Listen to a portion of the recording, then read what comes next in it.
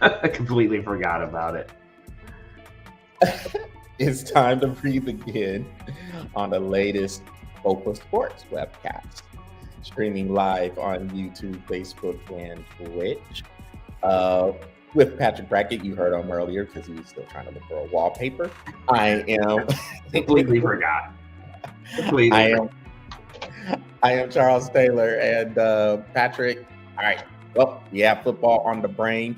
And look, the other sports that are going on, I mean, MLB, baseball, they're coming down. They're in the stretch run in September, and the playoffs will start next month. So we will keep an eye on that. And when it is time to get into those matchups that comes out for the divisional series and the wild card round, then we will definitely break those down. For now, it is college football first. Then we'll jump into some NFL action. Patrick, from week 2 of college football, what caught your eye? Northern Illinois, dude. That's what caught my eye. Dude, going into Notre Dame? Pew, pew. Dude, all I got is one question. What happened? What happened to Notre Dame? How are you going to go into College Station, take care of Texas A&M, and then completely screw it up against Northern Illinois? This is typical Notre Dame, though. This is typical Notre Dame. I mean, we have watched this for years on Notre Dame doing this. What past 5 years they've done this? At least. At least? I don't know what else to say, man. I don't know what else to say. Northern Illinois. I don't even know what their mascot is. But you know what? It's not a Fighting Irish, I'll tell you. They're the first ones to tell you Rudy was offsides. So they're the Northern Illinois Huskies. Okay, so I do know who they are. I didn't even think about that. God. I had a friend. She went to Northern Illinois, and so I'm sure she was partying it up when she saw them beat Notre Dame. I think you said that about Notre Dame, and it is true. They have some win that could announce, hey, they're here. Maybe they could make a run. And there has been a couple of years where they did get to the college football playoff. They got smashed in the semifinal by Clemson one year. I think that was 2016. No, 2018. Was it 2018? Yeah, 2018. And then 2020. Yeah, 2020. They were in there and they got beat by Alabama. Look, I know the story is about Notre Dame, but give credit to Northern Illinois. They came in there. Fantastic game plan, dude. Yeah. Here's what Northern Illinois came in not doing. They were not scared. They came to play. And in the worst thing you can do is pay this non-conference cupcake team $1 million to come in and whoop your ass. That's what you can't do. You know what I mean? You cannot do that. And they did. No, it was like, dude, we're going to take your money and your girlfriend. And didn't even think twice about it. Got her number. Took her out. On Notre Dame's dime. Well, she could be pregnant right now. Who knows?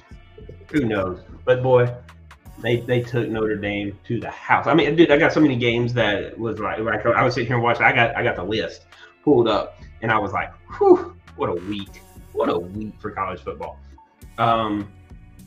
Arkansas and Oklahoma State going into 2 overtimes, dude. Man, if Arkansas came to play, man, they ran into a team that was a little more endurance, I guess. I mean, they didn't put them away. They were up 21 to, I want to say 21-7 at least. 21-7 last time I saw it, and then I looked back and it was second overtime. Oklahoma State won. I was like, what a game. I had to go back and look at all the highlights, man. And let me tell you, it was big play after big play after big play after big play in that game, man. Texas going into Ann Arbor and taking care of business, man. I knew it was going to happen. I mean, don't get me wrong. I knew it was going to happen. I mean, Texas is way too strong. And honestly, I really kind of look at it, and a lot of times I'm telling some of my friends, I'm going, dude, it's really the top 5 in the rest of the rest of the field. So, like, the top 5 are the teams that are going to be the hardest to beat. Texas is one of them. You know what I mean? There's just such a gap in talent from the top 5 into the rest of the field. So I'm gonna tell you, Patrick, I was a little upset watching that game, and here's why. Because Matthew McConaughey didn't show up as much as you thought he would. No, man. Look, hey, Matthew McConaughey, he's gonna be there. He ran. No, but it goes back to last year for me. Now, look, we talked about this game, and I told you I'm pretty confident that we were going to go in there. We were going to win by 2 or 3 touchdowns. We ended up winning by 19 points. Mm-hmm. The reason why I was a little upset watching it is because if we were able to see this matchup last year, I genuinely believe we could have been national champs. But you know how that goes. Styles make fights, and it's about those matchups at the time. We would have matched up with Michigan really well. We know Michigan was good running the ball with Blake Corum the last year and Donovan Edwards behind him. But we had those 2 tackles in the middle, Byron Murphy and T'Vondre Sweat. We could have matched up really good against that run. Now, who knows? J.J. McCarthy and Roman Wilson, the receiver who went pro as well, maybe they make a play or 2, and Michigan ends up winning that game. We will never know, of course, but what was happening during this game on Saturday, I felt we could have did that if we didn't run into Washington beforehand, which was the way wrong matchup for us at that time, because there was a question mark, and that's putting it nicely. If there was a question mark about our defense, it was our secondary. Yeah. And with all those receivers, Washington would bring in with Roma Doozy, Polk, and of course Michael Spinix throwing the ball to him. It was a bad matchup, and even with that, we were a play away from beating Washington. So yeah, y'all hung in that game. We did. And like you said, we'll never know. We'll never know because we can never go back and put those teams back in play.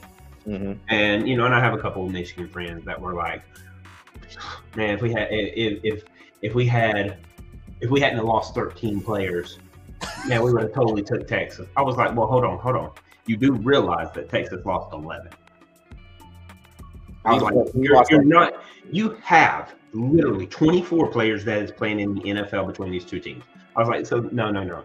Just because you lost 13 doesn't mean Texas didn't lose 11. And that's just to the NFL. Not counting what Texas lost to portal and what Michigan lost to portal. And I know Texas lost a lot more to the portal than Michigan did, right? But you also got some good stuff from good players from the portal. The fact of the matter is, we'll never know what that team looked like. Like I said, I agree with you. I really do feel that Washington was the worst team that y'all could have been matched up with in the first round, because Penix was going to throw on you. And we even talked about that before the game. It's like, you were like, oh my God, Penix, seriously, this is what we're fixing to have to go against. And I was like, I know. If you couldn't get pressure on him, and if you did, he had already. I mean, like, he was fast enough to get out of the way, and so like, we'll never know. We'll never know about Texas versus Michigan in those teams. But I can tell you, if I look back on it, I would have totally went Texas. But you know how high I've been on Texas for the past 2-3 years anyway. I mean, we had this conversation 3 years ago when you were like, dude, we're coming to the SEC. And I was like, yeah, Texas is going to be more SEC ready than Oklahoma.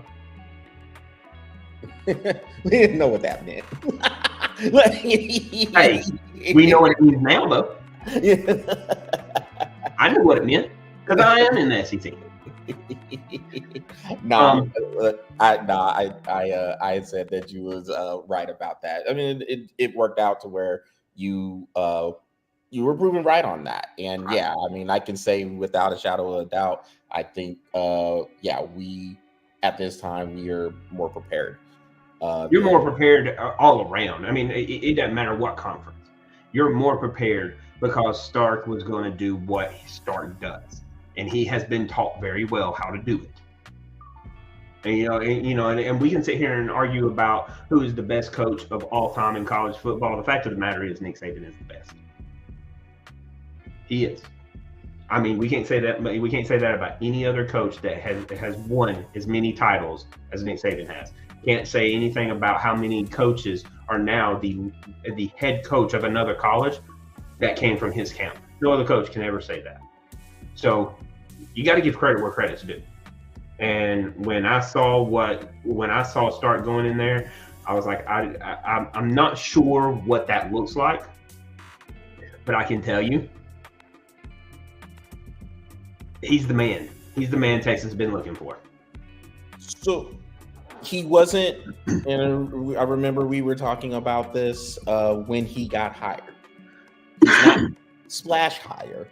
He's not the glitzy hire, but he might be the right hire. Yeah. Because he's going to bring substance and he's going to settle things down, just steady the ship. Yep. It's right. It's rocky in Austin. All right. Yeah. I mean, when he came in, there was so much that needed to be cleaned up. Anybody who has watched this show, we have discussed this, and then Patrick and I have talked about this off net as well. It is rough when you have the amount of money and boosters that runs through Austin. And I'm not saying any other college doesn't go through that, because they do, but it's something serious. But in Texas, they didn't care if it was being hid or not. Every other college has it hid. I'm like, oh no, we don't do our boost. No, your boosters came out and be like, I want my 1-star nephew that's 12 years old to start at your corner. Yeah. And you're like, what? Like, you gotta hide that. You can't just, they're like, I'll just pay them off too. Yeah. Dude, like, I remember, if you recall, you were telling me, you're like, our boosters, dude, you don't understand how our boosters are. Dude, when I read that article and I was reading how they were coming out and was like, they were paying off this, and then they were paying off this, and then they were paying off that, and I was like, oh my God, they're blatantly throwing it out there to the world, and they didn't care. Did not care. That's what threw me off, dude. Like, I was like, how do you run up to somebody and be like, I want my nephew to start for your team, and the coach would go, how much? Yeah. $2 million. Done. And I was like, you're not even going playing golf over this. You're just walking right up to them while all the other players are like, hey, here's a check. And ESPN's going, look. And word gets out. You know, that's the thing. Like, if you're a recruit and you're seeing this happening, I mean, that, like, these people talk, coaches talk, recruits talk, parents talk. And the thing, what they were saying before Stark got there was, all right, look, I want my kid to go to Texas, but is he going to play? No, they got this good old boy system in here, and that half-star is going to play before the 5-star. Because so where does the 5-star go? Oklahoma. He can go to Oklahoma, he can go to A&M, he goes to Bama, he goes to Georgia. He makes all those decisions. Yeah. Texas is an idiot. Stark is cleaning that up. And that's what we kept saying is like, he's not the splash hire. But man, he's the right hire. Man, when they hired him, I was like, there's your man, Charles. There's your man. You're like, I see it. But Oklahoma hired Venables, and I was like, so, like, I don't see him as a good coach. Like, he's not going to get the most out of his players. That's what you got to look for. It's like you look at Nick Saban, you look at what Kirby Smart's doing. Like Nick Saban made one mistake in his coaching career, and that was hiring Jimbo Fisher. Now they did win a national title together, Patrick. So it wasn't that bad. Look. So. Okay. I don't care. All right, back on your original question. What else stood out to me? How about Syracuse beating Georgia Tech? I was like, good for you, Syracuse. But Georgia Tech didn't play like they played Florida State. No, Patrick, you can't just be like, yep, so what? And then move it on. Oh, why can't I? Look, I was right. So there you go. I don't know what else we got to talk about. I'm right. I love it. What else is there to talk about? Patrick's right, so move on. Okay. We can be right on another topic. There was a couple of other games too. Yes, that was pretty good by Syracuse to come in there and beat Georgia Tech. Throwing the ball like they did, and it looked like they just kind of took it to them. Yeah, we were talking about how it was like it's like Syracuse hit Georgia Tech the way Georgia Tech hit Florida State. Yes. Ooh, couple of other games. How about that Kansas State Tulane game? Down to the wire. Kansas State actually came back to win that game, 34-27. And you know, I gotta say it, Patrick. Nebraska. We'll do a whoop in Colorado. And that environment. All right, y'all. Look, we were talking, if y'all remember, we were talking about if that environment in Colorado is toxic. And you got the quarterback, Shedeur Sanders, just talking about, I ain't getting no protection, more or less. All right, man. Comments like that, maybe that's why you're not getting protection. and you're probably going to get a lot less game 2. Yeah. I can see the linemen going.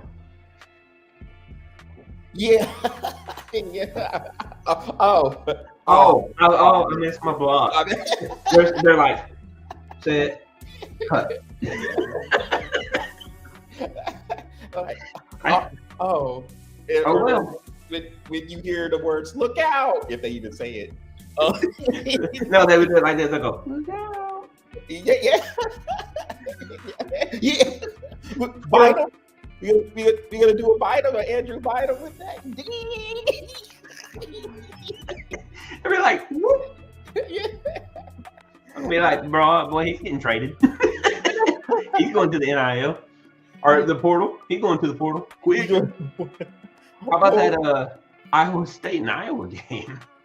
Yeah, you know, so I was watching that the end of the game, and I mean, Iowa was playing pretty solidly, but Iowa State just came back, had a real good fourth quarter, and hit the last second field goal to win. There's games all over the place, man, and this is gonna be a fun season. Yeah. Here's my last game. I'm gonna say this one, and I'll leave it up to you to say whatever games you want to. How about UCF playing Alabama the way they played them? Look, that score does not say that it was close. I'll tell you, I get it, but man, it took Alabama until 5 minutes left in the fourth quarter to put them away, and they had big plays. They were able to get some protection finally for Jalen Milroe. Yep. and he was able to hit some big plays to their receiver, Williams. They're like 17 years old and doing those things. But South Florida, they came in there. They said, we're going to blitz. We're going to hit. And yeah, I mean, Alabama's offensive line, they got some things to clean up. I mean, there was a lot of holding penalties. Lots of shot themselves in the foot. I mean, yeah, a lot of mistakes. So, well, Patrick, let's move on to week 3.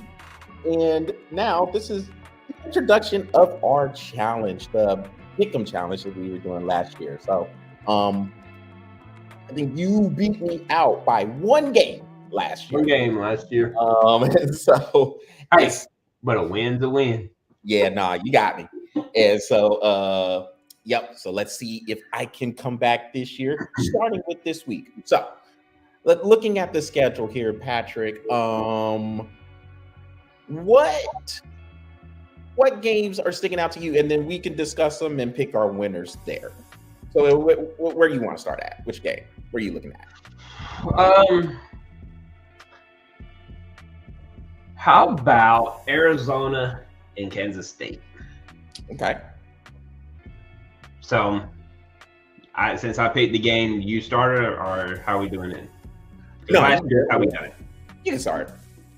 So I picked the game and then I start? Yep. And then we're switching up the rules since I won last year. Yeah. Okay, I figured as much. You go first, absolutely. Yes. To the victor with the spoils. But it's your show, and I'm just like the guy that. No, okay. No, I tried. All right. So, how? Okay, well, let me ask you this. Mm-hmm. What are we going to discuss? Because I mean, how are we going to do it? I pick the game, and then I tell you who's going to win and why. Yeah. Okay. Yep. Yeah, we can go with that. Yep. Okay. So I'm going to say so Arizona and Kansas State. I'm going to go with Kansas State, and the reason why is how do I put this? Last week, I think that their offense wasn't really clicking the way it should have been clicking, right? And that's one. Their defense looked scarce from time to time. I think they cleaned that up. I think they cleaned all of that up this week, and they're ready to play because they don't have a choice. They have to win. They have to keep winning because, and don't get me wrong, they don't have to keep winning in the sense of they may not make the playoffs or anything like that. I mean, they're ranked 14th now, so they're kind of on the outside looking in kind of thing. Here's the thing. If they don't beat the teams like Arizona, they're not even going to make a bid to even be there. So they have to win these games. And I think that Kansas State knows that. I don't think that they're going to come in playing with a chip on their shoulder. I just think they're just going to come in with the attitude of, we have to win. We have to play error-free football because they really didn't play error-free football last week. But they clean it up. They get good offensive play. They get good defensive play, and they take care of Arizona. Probably by 10. I'll say 34-24. All right. And with the rules here, of course, you get a point for picking the game right and a bonus point picking the score. For picking the correct score. Yes. I think we only got the correct score right one time each last year. Yeah, and I think we might bump that up just to spice it up. Let's bump it up to 3. Let's bump it up to 3. Just to do it because that's hard. That's hard. So let's go ahead and bump it up to 3, and you get 3 points if you pick the right score. Fair enough. Yeah. That would not look good if I picked the right score on that one right off the bat, and you're down 4-0. Well, number one, I'm going to agree with you with that result because I think Kansas State is going to win. So it would be if you pick the same score, then I can't beat you. That's true. I'm not going to pick the same score though, but close to it. I do think Kansas State. I just think they're more physical. Arizona, they have a high-powered offense. They're gonna get some yards in the air. They're gonna be able to throw it all over the yard to a degree. But I think Kansas State is. I think they're just more solid, just a little bit more complete right now than Arizona. So I think they'll be able to control the pace a little bit. If I'm going 31-24 is what I'll say. I think they'll win by a touchdown. But and then with that game being in Kansas State in Manhattan, Kansas, I think that'll give them and it's a Friday night game too. I think that will add a little bit to the environment there as well. So so I get it, Kansas State. So I guess how we could do the games, Patrick, is we can just kind of alternate. We'll just pick 5 games. We're not going to go into conferences because there's really Yeah. no in conferences. That's what we did last year. We Yeah. we picked 5 games. Well, let's do 6. That way you can pick 3 and I can pick 3. And we'll just go back and forth. You want to do 6 a week? Yeah, we'll do 6 a week. That way you get 3, I get 3. Okay. So I guess it's my turn. Mhm. So let's go LSU and South Carolina. That's gonna be my next one too, dude. That's gonna be my next one. So this game is in Columbia, in South Carolina, and this is interesting because LSU been a little bit uneven. They had the win last week against Nichols, and of course they lost to USC in the season opener. South Carolina, they didn't look that good at first in their first week, but they were able to dig a way out. And then they had the win in Kentucky and looked pretty good doing it. I mean, they blew Kentucky away in Lexington. So now here we are in Columbia, man. Whew, this was kind of tough, man. I think South Carolina is gonna bring it, but I think I'm gonna give LSU the nod here by like 3 or 4 points. I think it's gonna be really close. But I'm gonna go LSU. We'll go 24-20. 24-20. Okay. All right. Yes, South Carolina looked really good last week, especially against Kentucky. And LSU, man, as good as everybody has said this team is, I'm not you guys show me, bro. I'm going South Carolina 20. I'm gonna go South Carolina 24-17. 24-17? Yeah. I mean, I like it because I almost picked South Carolina. I want to pick South Carolina. Here's the thing for me. I guess I got to see South Carolina do it, like have that signature win first. And then I think this would be close to a signature win right here. Dude, this is it right here. Like, this is it. This if what's his name? Shane Beamer. Yeah. I think he got those boys ready, dude. And he's a fun coach to watch. You know, I mean, he makes comments that are just like that are funny. Like, I remember a couple years back, maybe it was last year, when South Carolina played Georgia, and they were like, "Hey, what happened?" He goes, "They kicked our ass." Yeah. he goes, when you take a 5-star out and they put a 5-star in, how do you beat that? He's like, their bench can start on every team in college football. He's like, how do you do it? But here's what I liked about it. Not the fact that he was talking to Georgia, man. Georgia was a hard team. Don't get me wrong. But here's what I like. He doesn't sugarcoat it. This is what I like about him. He's like, straight up, this is how it is. There's no filters. There's no, you get out of Shane Beamer what you get. That's it. And he is going to tell you what he sees. I respect this out of a coach. I respect this more out of a coach than a coach that would be like, well, I blame, so-and-so, and the refs didn't do this and the refs didn't do that. No, Shane tells you, no, we didn't do what we were supposed to do, what we practice every day. And players respect that. They tend to respect that, and that's where you don't lose your team. Yeah. I think Beamer has them on a path that is going to lead to success, and I think that success starts this year. I got South Carolina beating them. What was your score? 24-17. 24-17. All right. Okay, there's our first disagreement. Let's get it. What's your next game? Notre Dame and Purdue. Okay. So,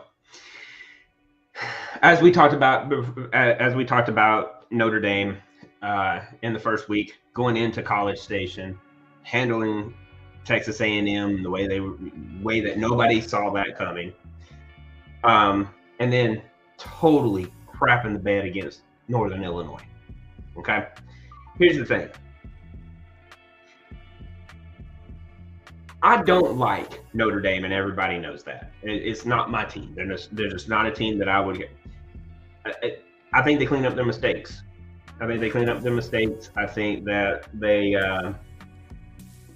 they don't go in entitled because they won a ranked game. They now have their heads cleared. They got their butts whipped at home against Northern Illinois. Now it's time to say, okay, got our butt whooped. We got it out. Now we don't have to worry about perfection. Now we just get to play football. With that being said, I got Notre Dame. I'll go Notre Dame 34-20. Yeah, I agree. I do think Notre Dame, they're going to be pretty upset that they let this happen because, excuse me, looking at big picture, the talk that was happening with Notre Dame going into the game against Northern Illinois was if they beat Texas A&M, the schedule doesn't look all that tough, and they might be able to run like through the rest of that schedule, be undefeated, and find themselves in the college football playoff. And now all of a sudden that just it looks all but over. Now, granted, we don't know what's going to happen in the rest of the season, but look, bad loss. I mean, that Northern Illinois was damn near a 30-point underdog going 29.5. So that's huge. That is a huge point spread. I mean, ridiculously huge. You're talking 4 touchdowns here, and Notre Dame got beat at home. So yeah, I think they're gonna be really, really upset. I mean, Purdue is gonna bring some energy. They're playing in West Lafayette, so I think the game will be close for the first half. But I'm with you. I think Notre Dame will win pretty solidly. I'm gonna go 38-24. Where I'm going with that one. So you got them about the same point spread as I got them. Yeah, it is. Yeah, the same point spread. I think they'll win by 2 touchdowns. Next game. All right, you know what? Let's go to Lane and Oklahoma. I was thinking about that one after you picked the LSU in South Carolina game. I was like, ooh, that's okay. All right, go ahead. So Tulane and Oklahoma is interesting because we talked about Tulane earlier in the close loss they had to Kansas State. Texas North was not looking good against Houston last week, and they won that game 16-12. If Houston was able to make a couple of plays, they might have pulled off a huge upset. They're kind of like on the level with Notre Dame. Oh yeah. Yeah. So I mean, it is.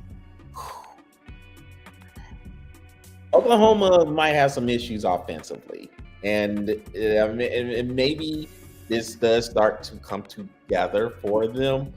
But man, part of me wants to. I want to pick Tulane. I do. I want to pick Tulane so bad. But I won't. I will give Oklahoma the nod here, but I think it will be really close if they're not careful, though, Patrick, especially with Tulane and how they've been playing these last few years, not just this year, but the last few years. This could be a loss for Oklahoma. So they're going to have to get it together. I think they will do enough to pull this game out, and I'll say they win 27-23.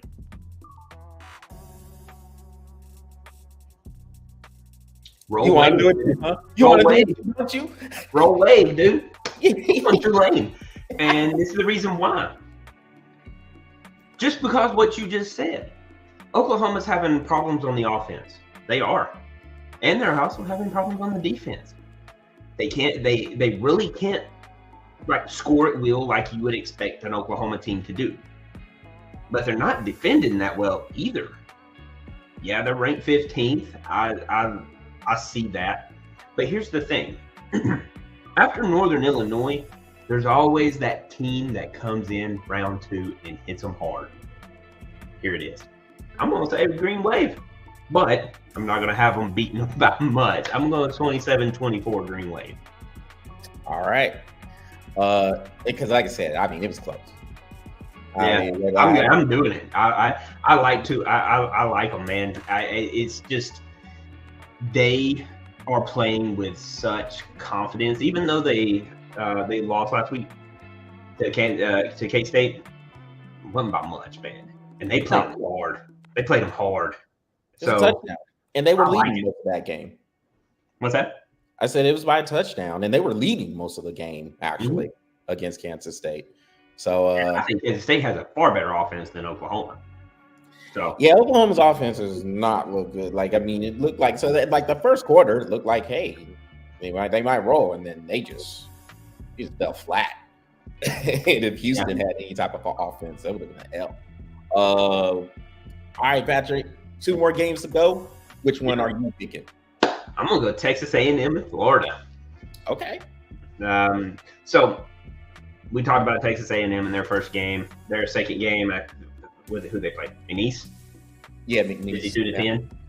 52-10. Florida. Who did Florida play? Sanford, I think. Sanford? Did they win? Yeah, they won.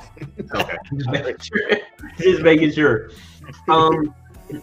Here's the thing, man, is I look at Florida, and after that first game, I was like, Miami rolled them. Second game, they played Sanford, and I don't even know what that score is. Do you remember what that score was? Yeah, it was pretty handily, like 45-7. 45-7. Okay, so they handled that.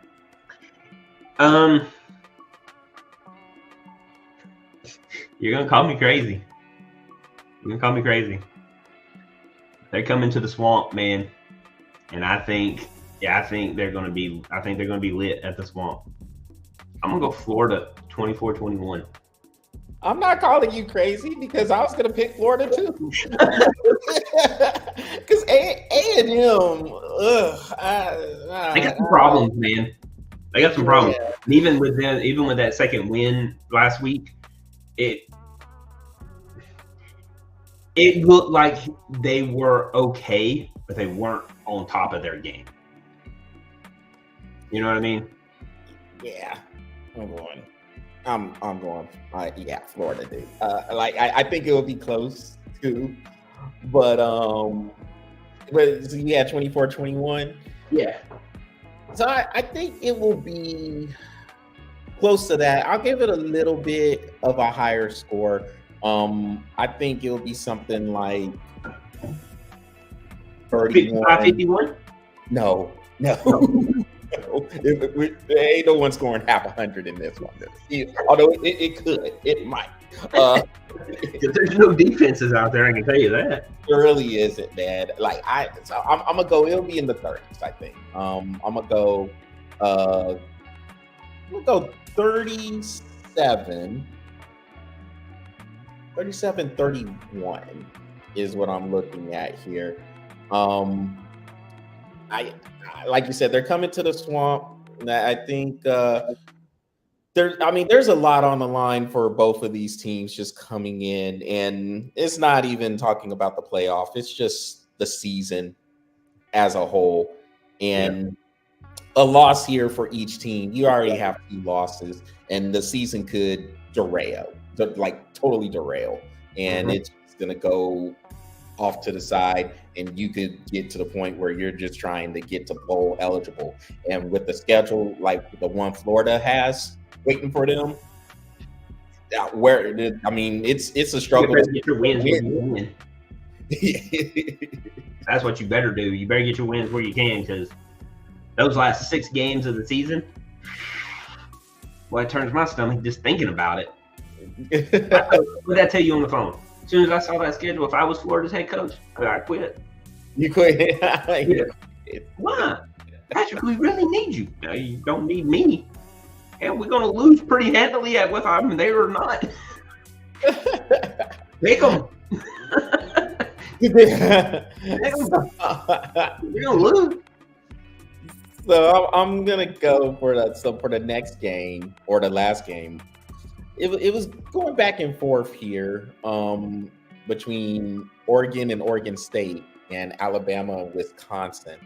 I'll go Bama and Wisconsin here. So they're going up to Madison. This game will be in Madison, Camp Randall, Alabama, with the struggles we saw on defense. Well, not on defense, on offense with their offensive line.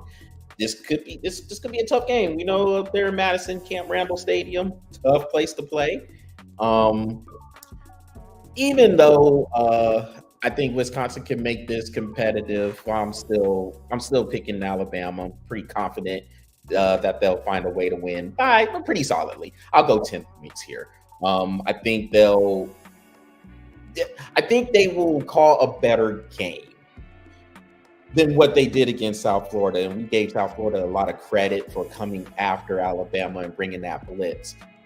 But Bama's got to find some balance. And it can't be Milrow scrambles or Milrow design runs. You have two running backs there, run the football, get behind the offensive line. Most any offensive lineman will tell you they like to run block more than pass block. Don't put them in that situation where they have to pass block all the time. Run the football, be solid. You have a good defense. Stay behind that good defense. And I think Kalen DeBoer will get back to that. I have him winning. I'll go 27-17. Okay. Nah, I ain't gonna. Nah, Alabama. I do think they cleaned it up. It's like this. DeBoer is going to pass the ball. We all know that. He is an offensive-minded, pass-first coach. Saw that in Wisconsin. We saw Washington, and then we saw it in his Division II college that he was coaching at there. He is a pass-first, and we know that. What he needs to understand is that in the SEC, you better develop a run game or you will get whipped. And here is your opportunities. Your first 3 games, here's your opportunities. You better start learning to use your running backs, because design run up the middle with Milrow or design run taking it out to the perimeter with Milrow ain't going to cut it against a defense that can see it coming, that has the speed to handle it. And I'm talking not just, Georgia. I'm talking like Ohio State can do it too. Michigan got beat by Texas, but Texas was faster on the perimeter and Texas was more physical. But Michigan has the ability to do it too. So you're talking Texas, Georgia, Ohio State, Michigan, South Carolina, Missouri. These teams can do that. They can get out on the perimeter and they can stop your quarterback from running. So you better give it to somebody that has a little bit more muscle on him, a little bit more build to running the ball than to just keep giving it to your quarterback. With that being said, I do think that it's going to be close. I think it's going to be close for about the first 3 quarters. Kind of expect something more like the same thing we saw last week. Really do. You're getting into teams that can handle a little bit more of these perimeters like this, and swing passes just don't. They're not going to cut it. It's what pisses me off about Georgia. It's a swing pass. Get rid of Bobo and we win. That's as simple as that. But the fact of the matter is that Alabama, with Kalen DeBoer doing what he did in these first 2 games, I see a lot of the same thing. Wisconsin's going to keep it close, but coming fourth quarter, depth kicks in, and it kicks in at a certain point, and Wisconsin does not have the depth that Alabama has. And with that being said, I kind of see along the same lines of what happened last week. What was your score? 27-17. 27-17. When I say I see a lot of the same thing happening, I'm gonna go 41. I'm gonna go 41-30. Actually, say that 41-27. And the reason why is that game is going to be much closer than that score is going to be, because I think that Alabama is going to start getting those big plays late in the game and just run up the score. So I'm gonna go 41-27. All right, Patrick. Well, so those are our first 6 games right there. So you write them down? Huh? You write them down? I got them. You know me. You know, I got the memory. I done forgot what I picked on pick one. Okay. So we got, I mean, this is just off the top of my head. We got LSU, South Carolina. You got South Carolina. I got LSU. Tulane in Oklahoma. You're going Tulane. I'm going Oklahoma. I don't have the score written down, but I'll go ahead and I'll go through it and see. I know the teams that you picked. We agreed on Notre Dame, Purdue. We agreed on Arizona, Kansas State. We agree on Alabama, Wisconsin, and Texas A&M in Florida. Yes, and we agree there. Yep, we both got Florida. So yeah, I'll get those scores in there, and then come next week, don't worry, you know me. I'll have the graphic. I'll have the board. I'll have it up. I know you will. Well, Patrick, we have a few minutes, so about 15. So let's look at the NFL. What caught your eye from the NFL in this first week? Besides that, what did I tell you? What did I tell you? Besides the Falcons. God, why do people look? Why doesn't Atlanta pay me? Why don't they pay me to tell them that they're making stupid decisions? Penix will be starting at week 4. I'm telling you. After 8 interceptions from Kirk Cousins, Penix will be starting week 4. It's ridiculous, man. Like, you got to give Pittsburgh's got a good defense, man. Now, look, I'm not trying to take any blame away from Kirk Cousins. Pittsburgh got a good defense, though, man. Pittsburgh make a lot of teams. But their offense was horrendous.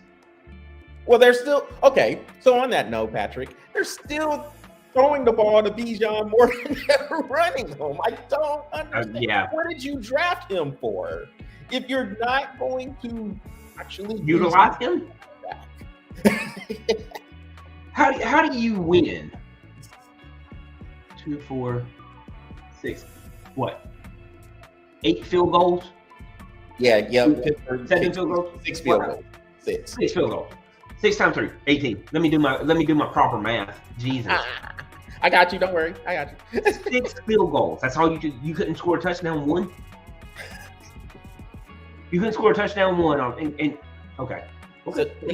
But you know what? It was enough to beat that sorry ass Atlanta Falcons team. I can tell you that. Atlanta scored a touchdown. They just didn't score enough.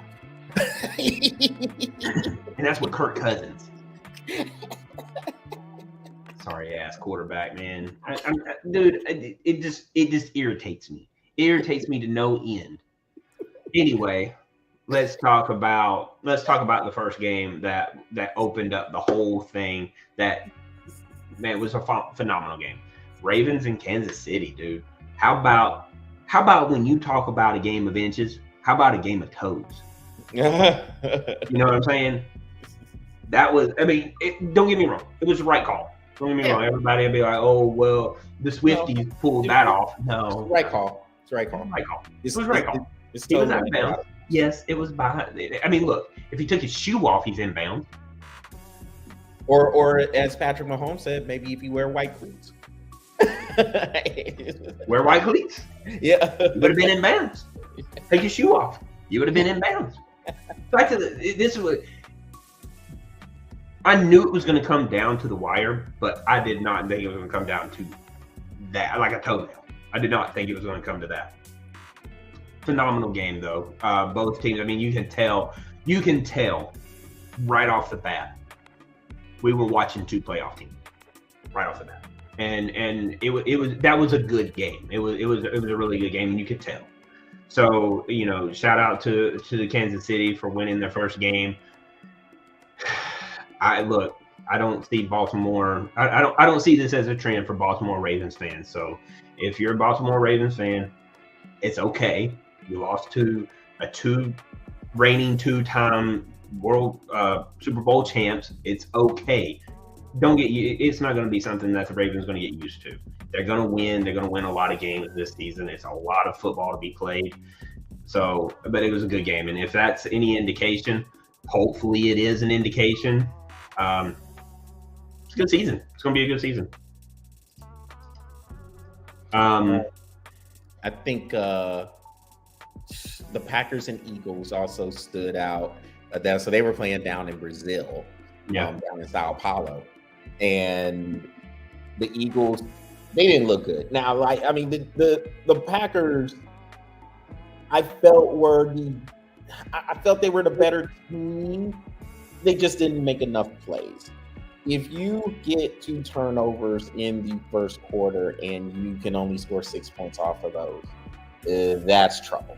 Yeah, because the Eagles, they will start to get it together. They will start to put some things together, and that's exactly what happened. They were able to hit some big plays in the passing game, and Saquon Barkley at least for the first week, worth every penny of what they brought him over there for. 3 touchdowns and over 100 yards rushing. I mean, Saquon was as advertised. Now, of course, it's always a question with Saquon Barkley if he's going to stay healthy. But if this is what you're going to get, then this bodes well for the Eagles. Yeah. A sneaky good game this week was the Texans and Colts. The Colts played good, dude. Yeah, and Anthony Richardson, his arm strength, man, he threw a 60-yard pass, fading away. Yeah. And so if he gets accurate, look out. I mean, he is going to be he's going to be pretty scary. He's going to be something to watch going forward because he is with the right coach. I mean, the head coach is Shane Steichen, who, of course, was the Philadelphia Eagles offensive coordinator when they went to the Super Bowl a couple years back. Yeah. And so him working with Jalen Hurts and getting everything situated there with his passing and his running and mixing that up, that's what we mean when we say if you're going to have a quarterback who is young, make him with a head coach or offensive coordinator who knows how to work with that skill set. As I think as long as Anthony Richardson can stay healthy, we know he's coming back from a shoulder injury. But as long as he stays healthy, I think he's going to be on his way. Having said that, though, Patrick, the Texans, they look like a team that could be in the running for that AFC Championship game, or perhaps I don't think so. But perhaps maybe even going further, like maybe toward the Super Bowl. I would still say they're like a step below Kansas City and Baltimore. But hey, if they're playing like this, Houston looks good. Houston looks good, and there's a lot of things that the Texans fans have to celebrate for that because they haven't looked this good in their existence. You know what I mean? So, hey. That to me is a huge step for them. And let me tell you about, and one more thing before I pick my next game. Anthony Richardson, let me tell you, he did not look that good in Florida. I'll tell you right now, he was not that good. And so whatever they're doing in Indianapolis, whatever they are doing, keep doing it because that man is leaps and bounds better than what he was in Florida. So, Indy, keep doing what you're doing because you're doing it right. Because that man was not that strong or not that accurate. Let's put it that way. He was not that accurate in Florida. Ooh. So, Patrick, I got one more game to pick too. Because you already picked 2 games. Remember, you ranted about the Falcons and then you picked the Ravens and Chiefs. That didn't count because they suck. Come on. I'll give it to you, though, because freaking suck. Well, look, maybe we'll agree with this one. How about the Rams and Lions? Oh, that wasn't going to be one I picked. Ooh, which one? I was going to go Jags and Dolphins. That one was good too. Well, But you know what? The Rams game, that was an interesting game because when I was flipping through, well, I was watching Red Zone. As I was watching the Red Zone, man, that they kept going back to that game because so many times people were just making good plays. It was good play after good play after good play, but it was on offense and defense. So the game was going back and forth. So yeah, that was a good game. But that was not the one I was going to pick second. It's all good. I mean, we can talk about that one too, of course. But yeah, the Rams and Lions, I just like how it was back and forth. It looked like the Lions were going to pull away, and the Rams just fought back. Listen, look, I'm going to say this about Matthew Stafford real quick. The toughness and the grit he has is, I don't think it gets talked about enough.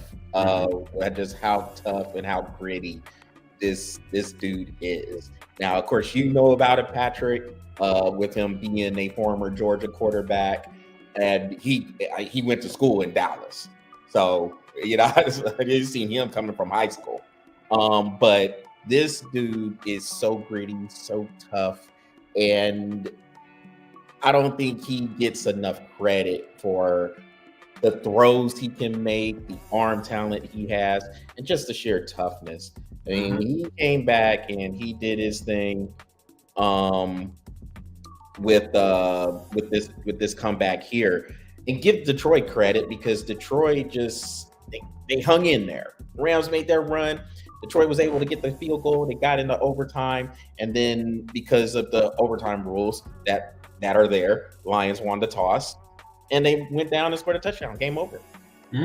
Of course, look, you can say what you want about the overtime rules, whatever, but that's what's in front of us, unfortunately, right now. And I like it. Yeah, I like it because it's sudden death. Look, you have 4 quarters to make your bid for a win. If you can't do it, sudden death. I love it. I mean, a lot of people are like, no, they both should have their opportunity. No, this ain't participation league. No. It's not really. I mean, I think it's not really participation. I mean, look, participation trophies is one of those. You know what? You showed up today. Yeah, give me a Super Bowl. Hey guys. Yeah, you're right. I'll give you that. But now, I'm with you with the sudden death thing too. I mean, I think it adds a little bit more to it. Yeah. Now, don't get me wrong. If they did change it and they're like, well, both teams get the opportunity. If you're going to do it the way college football does it. Because I like that way too. You get an opportunity, you get an opportunity. If you both score, we go into second overtime. You get an opportunity, you get an opportunity. If you both score, go into a third overtime. But third overtime, you got to go for 2. I like it. To me, I like that. Oh crap! We better get ready because this is it. I like that. I think that it just brings so much more grit to the football field. So I like it. But I do see where other people are like, well, I think everybody should have an opportunity to score again. But what's in front of us is what's in front of us, and Detroit took advantage of it and they won. Before moving on, you say you want to talk about the Jags and Dolphins a little bit. Yeah, the Jags and Dolphins, man. Let me tell you, you want to talk about gritty quarterbacks. You haven't seen that. Look, I watched a little bit of the game. Like I said, I was watching Red Zone, and man, let me tell you, what's his name? Tua? No, not Tua. The quarterback for Jacksonville. Trevor Lawrence. God, I can't believe I forgot his name. Man, you want to talk about tough, man? That dude is tough. He was getting hit. He was running for his life, and he was still making some good throws. Not really on target. I mean, his wide receivers got to give him a little bit and catch the dang ball. You know what I mean? But I mean, he was tough, man. Like that's the toughest I've seen Trevor Lawrence in several years, and he was getting up, and he was after sacks, he was getting up with laughing about it some. Kind of reminded me. Remember when Andrew Luck would get tackled and get sacked, and he would tap him on the head and be like, "Good tackle, dude." Yeah. I'm like, it's not how we do it, and it's not how we do it, Luck. And he'd be slapping him on the butt. Man, good tackle, man. That was good. And the guys are like, I nailed you, bro. And you get up and was like, good tackle? Yeah. So, but he was getting up with a smile on his face, and I was like, that's interesting. I like that. Trevor Lawrence showed a little bit of a toughness that I haven't seen from him in quite some time since back in Clemson. But it was a good game. It was a good game, and Tua, man, he hit Jalen Waddle on that one cross throw, left-handed, and just perfect touchdown. And then that one to Tyreek. Let me tell you, Tyreek Hill. He's going to get pulled over, thrown on the ground. He was smart mouthing, though. A lot of people don't know that he was smart mouthing those cops. Don't knock on my window like that,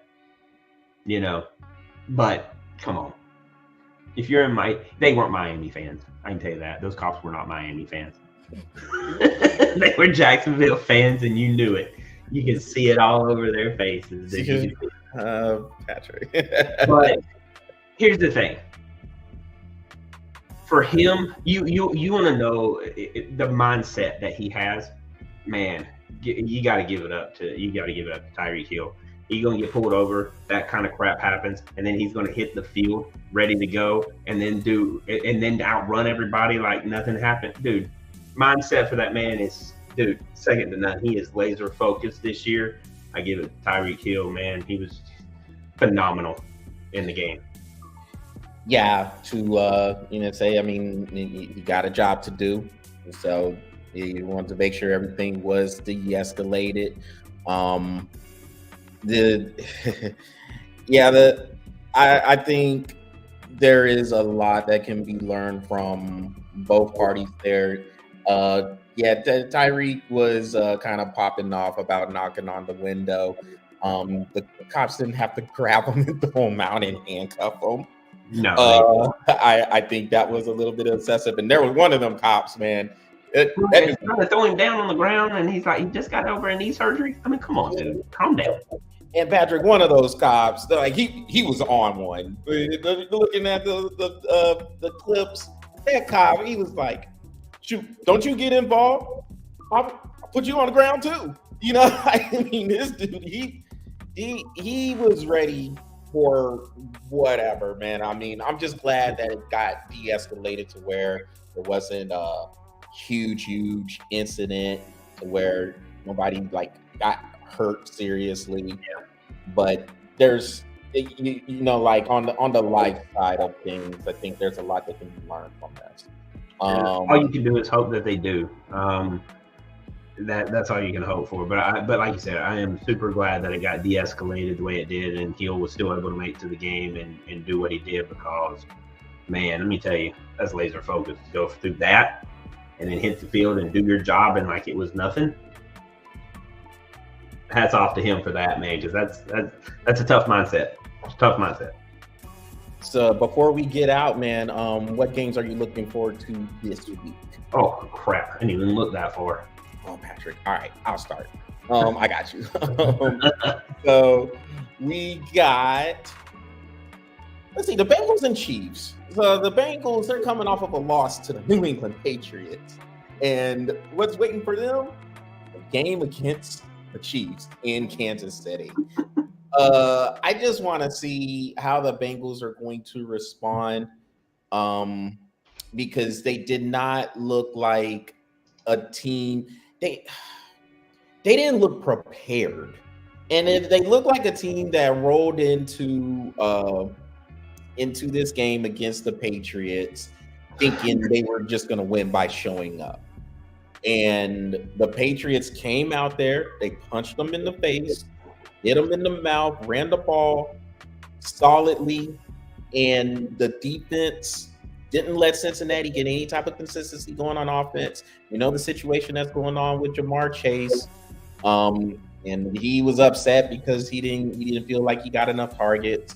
So Cincinnati has some things they're going to have to clean up here, because I mean all these games when it comes to football, all these games, I mean they're very important, and if you lose one, especially the one like what you pointed out before. The games you're supposed to win, you need to win those. Cincinnati needs to beat New England. That can't be a loss. And now, all of a sudden, you're behind the 8 ball, as they say, of you're staring at an 0-2 start. And it didn't have to be that way. But they did not look prepared. We're going to see what happens when they go to Kansas City. But they might be in a little bit of trouble there. Well, how about New Orleans and Dallas? Yeah, that would be interesting too. It is being played in Dallas. 2 high-powered offenses that are just look like they're clicking right now. You know my personal feelings about Dallas. Such a good offense. You know, they got Ezekiel Elliott back, which I feel is probably a far better running back for them than Pollard was. But as long as Dak Prescott is their quarterback, they are not winning the Super Bowl. I don't care how many weapons you put in front of him. I just do not feel that man is going to win you a Super Bowl. You know why I'm rubbing my head, right? It's $60 million for this. $60 million for a guy to not take you to a Super Bowl. At least he can afford to sit out after round 1 of the playoffs when he goes out. Tampa Bay and Detroit are playing. So that's a rematch of last year's divisional playoff game, of course, won by the Lions. And I mean, both of those teams, like we talked about the Lions and their win over the Rams. Tampa Bay, they played the Commanders and they looked pretty good. Now, granted, I mean, it's the Commanders. We'll see what they end up being. I mean, they have a team that might be up and coming, and I like what Jaden Daniels is bringing for them as well. Mm-hmm. But Tampa Bay looked solid. Their offense was clicking. Baker Mayfield, and you know how critical I am of Baker Mayfield. But Baker Mayfield looked the best I have seen him since the year they went to the play. He went to the playoffs with the Browns. So that is like 4 years ago. Yeah. But he throw like 70-something% that year? Yeah, I mean, he was really, really solid. And I mean, in this game, he's throwing these on-point passes to Mike Evans. How about that one around the defender? That caught like this while his eyes are like this right here, and his hands were doing this, and the ball went.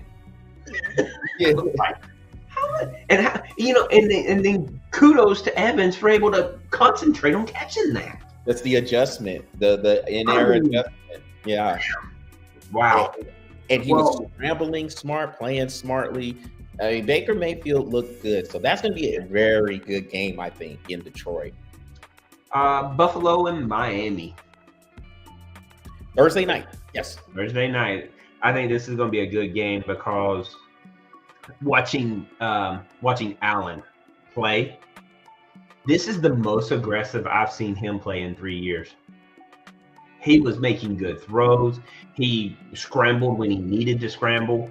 And how about that running back move he did to make that jump into the end zone? Whew.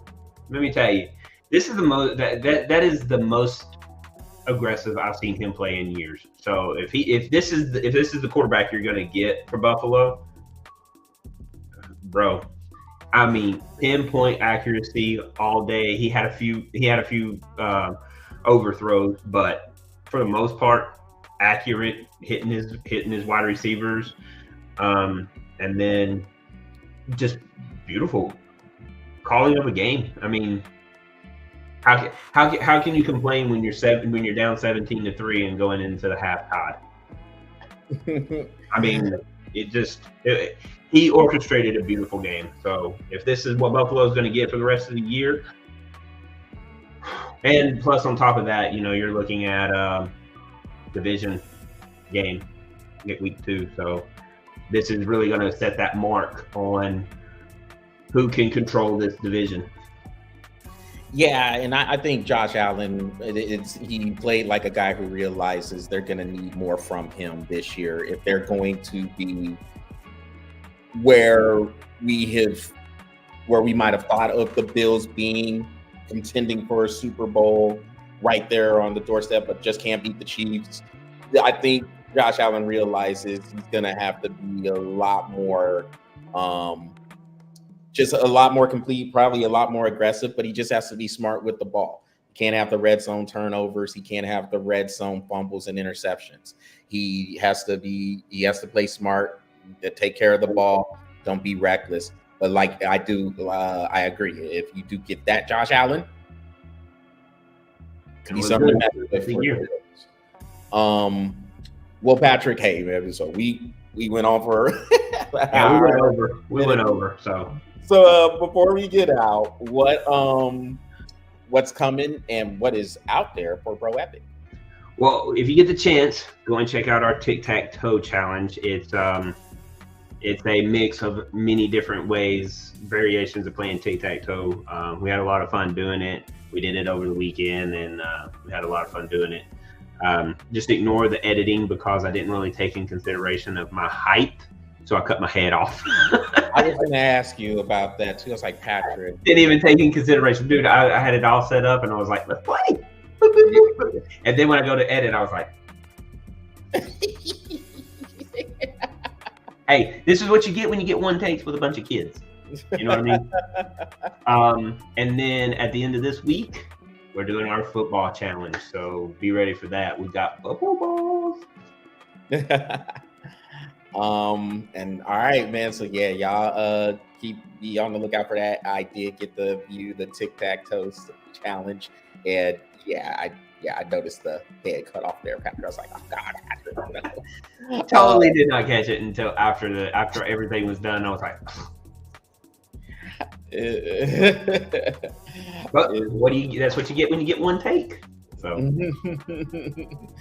and shoot for this product, Breath of Fresh Air, rebranded. It's BOFA Sports. We're on the podcast forum, so if you're not able to watch it, listen to us, because we are on those forums too. So Apple, Spotify, YouTube Music, we are there, and look out for another live episode, because I will be down in Patrick's neighborhood coming up in a few weeks. So look out for that. Our football challenge, if you didn't know. Yeah. So it's gonna be fun coming on back down to Florida and kicking it with you. And I can't wait to have our products kind of mesh together. So it's gonna be a lot of fun. Well, that will conclude this edition of the Breath of Fresh Air, the BOFA Sports Webcast. But we are still breathing on. Yeah, that's what we're going to be breathing on. It's just rebranded BOFA Sports. So y'all make sure y'all visit the BOFA Sports YouTube channel, smash that subscribe button, and the likes coming, follow the BOFA Sports Facebook page, which I'm still trying to work those details out too, but we will get that fixed. And everybody take care, enjoy the games, and we will talk to you next week. Take care.